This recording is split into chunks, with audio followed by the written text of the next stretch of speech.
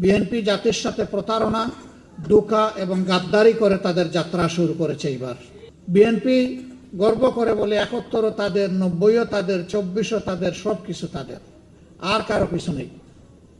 ৭১ তো বিএনপির জন্মই হয়নি। আমি শুধু এইটুকু বলবো, আওয়ামী লীগ কার্যত ২০০৬ সালের ২৮ অক্টোবর থেকে দেশে ভয়াবহ খুনের রাজনীতির সূচনা করেছিল। এরই ধারাবাহিকতায় ২০২৪ সালের ৫ই আগস্ট পর্যন্ত তারা তাদের হাত এই বাংলাদেশের দেশপ্রেমিক মানুষের হাতে তারা রাঙিয়েছিল রক্ত দিয়ে। তাদের শেষ পরিণতি কি হয়েছে আমাদের সবার সামনে পরিষ্কার। আর আসল পরিণতি আল্লাহর জিম্মায় তাদের জন্য অপেক্ষা করছে। দুনিয়ায় তারা লাঞ্ছিত হয়েছে। এর আগে স্বাধীন বাংলাদেশের কোন শাসক এভাবে দেশ ছেড়ে পালিয়ে যায়নি। মৃত্যুর চাইতেও পালিয়ে যাওয়া আরো বেশি অপমানজনক। সেই অপমান তাদের কপালে জুটেছে। আমরা সবাই মজলুম ছিলাম। পার্লামেন্টে আমি ২-৩ বার বলেছি যে এই পার্লামেন্টে এমন সদস্য খুঁজে পাওয়া কঠিন হবে যিনি ফ্যাসিবাদের হাতে জুলুমের শিকারে পরিণত হননি। সুতরাং এটি মজলুমদের একটা মিলন মেলা। মজলুম তো মজলুমের দুঃখ বোঝার কথা, কিন্তু আফসোস ক্ষমতার চেয়ার সম্ভবত এইরকমই নির্মম যে মানুষকে তার অতীত ভুলিয়ে দেয়। তখন সামনে ক্ষমতার ওই সোনালী ঘোড়ার দৌড় ছাড়া আর কিছুই দেখে না।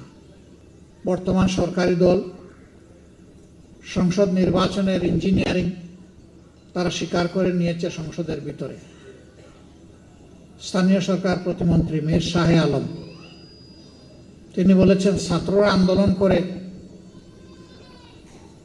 সরকারের পতন ঘটিয়েছে, আমরাও ছিলাম। তবে ক্যাপ্টেনের হাতে ডক্টর মোহাম্মদ ইউনূস লন্ডনে গিয়ে ট্রফি তুলে দিয়ে এসেছেন। লজ্জা!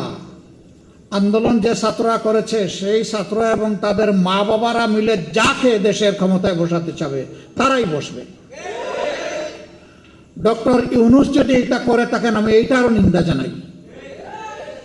এবং এই আত্মস্বীকৃতির মধ্যে দিয়ে এটা প্রমাণিত হলো যে ইঞ্জিনিয়ারিং এর কথা নির্বাচনে উঠেছে সেটা সত্য। এখন বলতে পারেন আপনারা কি করলেন? ভোট দিলাম ৭০ ভাগ মানুষ, আপনারা ভোটটা গড়ে তুলতে পারলেন না কেন? আমরা কেন পারিনি তার জবাব আমার চাইতে আপনারা কম জানেন না।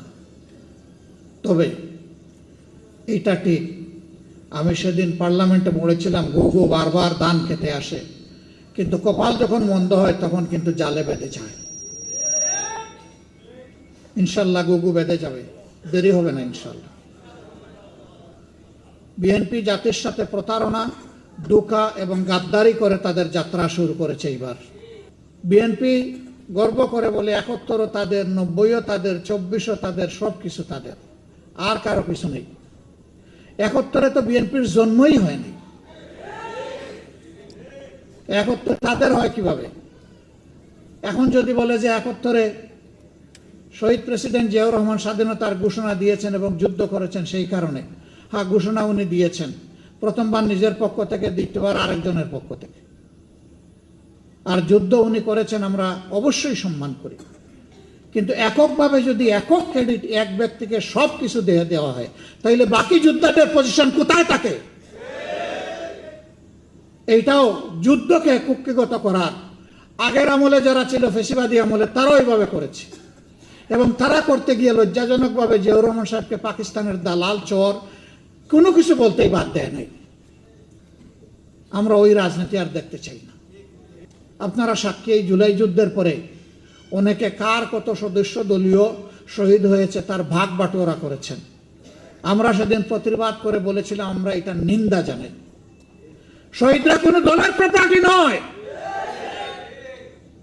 এই শহীদরা জাতির গর্বিত সম্পদ। আমরা দলীয় ভিত্তিতে কোনো ভাগ বাটোয়ারা করতে চাই না। চেষ্টা করেছি আমাদের অবস্থান থেকে শহীদ পরিবারগুলোর কাছে যাওয়ার। কিন্তু এটা দাবি করতে পারি না যে আমাদের কাছে তাদের যে হক ছিল সব আমরা আদায় করে ফেলেছি, এটা কখনো দাবি করব না।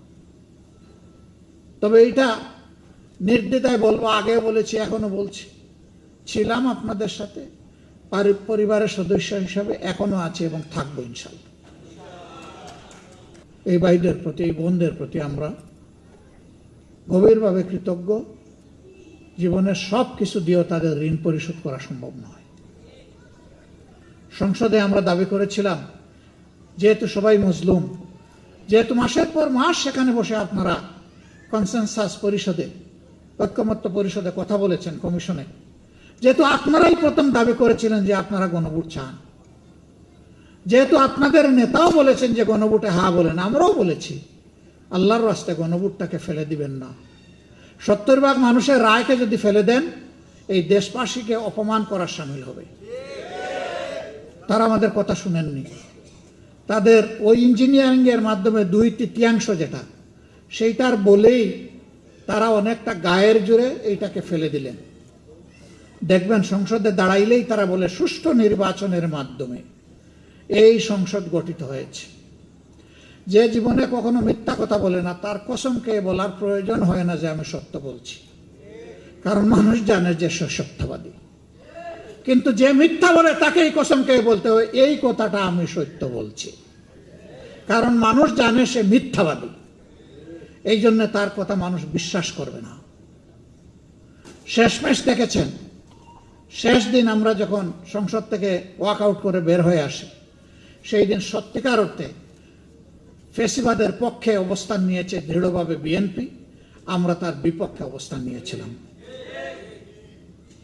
গণভোটের রায় অমান্য করার দিনও আমরা ওয়াক আউট করে এসে বলেছি, চেয়েছিলাম সংসদে সমাধান, হয়নি, যেই জনগণ রায় দিয়েছে আমরা এখন সেই জনগণের কাছে ফিরে যাচ্ছি।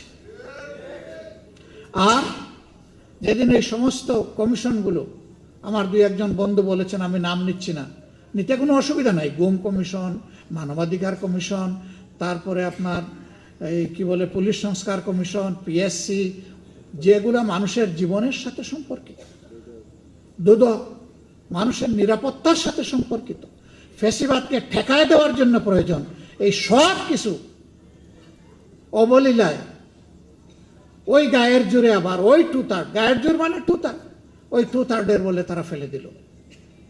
40 মিনিটের ডিবেটে আমরা যখন বুঝতে পারলাম যে তারা বিচার মানে কিন্তু তাল গাছটা ছাড়বে না, তখনই আমরা ধিক্কার এবং নিন্দা জানিয়ে এই সংসদ থেকে বের হয়ে এসেছি। আমরা ফিরে এসেছি আপনাদের কাছে। আপনাদের আমরা কথা দিয়েছিলাম, আমরা যদি সরকার গঠন করতে পারি আপনাদের রায়ে, তাহলে আমরা এই সমস্ত ওয়াদা আমরা বাস্তবায়ন করব। বিএনপি ওয়াদা দিয়েছিল, 31 দফা সংস্কারের কথা বারবার বলে, এর প্রথম দফাই ছিল সংবিধান সংস্কার করবে তারা। এখন তারা তার বিপক্ষে অবস্থান নিয়েছে। সুতরাং তারা শুধু জাতির সাথে না, তাদের যে সংস্কারের দফা সেইটার সাথেও তারা কিন্তু বিশ্বাসঘাতকতা করছে। নির্বাচনী ইশতেহারে বলেছিল যে কোথাও কোন স্তরে স্থানীয় সরকার পর্যায়ে কোনো অনির্বাচিত প্রতিনিধি তারা মানবে না, যদি না ওই জায়গায় কোনো নির্বাচিত প্রতিনিধি মারা যান কিংবা তিনি আইনের যারা দণ্ডিত হন, তার কোনো কিছুই ঘটেনি। এখন সব জায়গায় বাংলাদেশ ব্যাংক থেকে শুরু করে ক্রিকেট বোর্ড, তারপরে জেলা পরিষদ, বেমালুম শুরু হয়েছে, বিশ্ববিদ্যালয়, সব জায়গায় এখন কু শুরু হয়েছে, অভ্যুত্থান বিএনপি শুরু করে দিয়েছে। সেই আওয়ামী ফ্যাসিস্ট বাকশালী কায়দায় আবার সেই একদলীয় শাসন বাংলাদেশের জনগণের ঘাড়ে তারা চাপাতে চায়। একটা জীবন আল্লাহ দিয়েছেন, লড়াই করব, জীবন দিব, শহীদ হব, মিথ্যার সাথে অন্যায়ের সামনে ইনশাআল্লাহ তাআলা লাজিম মাথা নত করব না, সংসদেও করব না, রাজপথেও করব না। কি হবে? শেষ পর্যন্ত এক ভাই বলছে ফাঁসিতে ঝুলাবে, ঝুলান, হাসতে হাসতে ফাঁসির তক্তার উপর দাঁড়াবো ইনশাআল্লাহ। ওগুলো আমরা পরোয়াই করি না। প্রিয় ভাই বোনেরা, আপনাদের অন্তরের ব্যথা একেবারেই সত্য কথা, শতভাগ বুঝতে পারবো না, ইম্পসিবল। কারণ আমার কোনো সন্তান 24-এ শহীদ হয়নি, আমি নিজে গুলিকে আহত হইনি, আমার হাত পা ভেঙে টুকরা টুকরা হয়নি।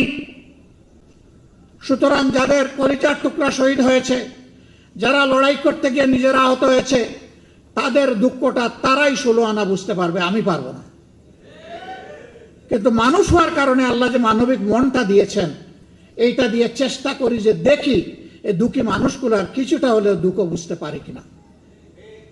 যে আমরা তো নির্বাচন করেছি দলীয় সরকার কায়েম করার জন্য, থলির বেড়াল বের হয়ে গেছে।